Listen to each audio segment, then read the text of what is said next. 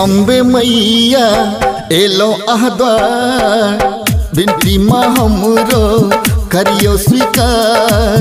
आर्या जया कल्याणी आहामा महामाया महारानी जननी आहामा महामाया महारानी जननी आहामा। हे अम्बे मैया एलो आद्वार बिनती माँ हमरो करियो स्वीकार। आर्या जया कल्याणी आहामा महामाया महारानी जननी आहामा महामाया महारानी अम्बे आहामा।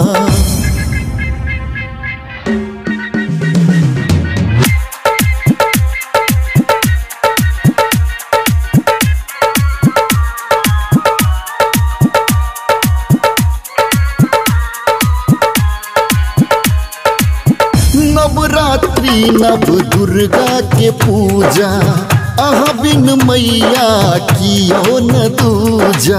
नवरात्रि नव दुर्गा के पूजा अहाँ बिन मैया कियो न दूजा। हे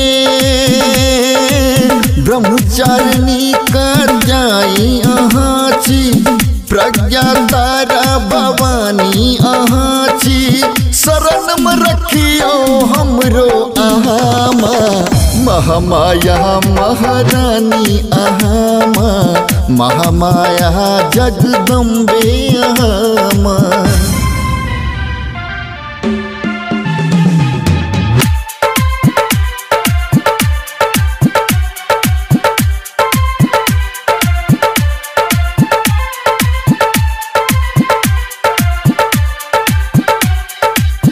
लक्ष्मी पार्वती अहीं वेद माता ओंकार धारा सरस्वती विश्व माता। प्रभा पार्वती लक्ष्मी वेद माता ओंकार धारा सरस्वती विश्व माता। हे अम्बा अंबिका अम्बालिका आहामा महिषासुर मर्दनी कालिका आहामा।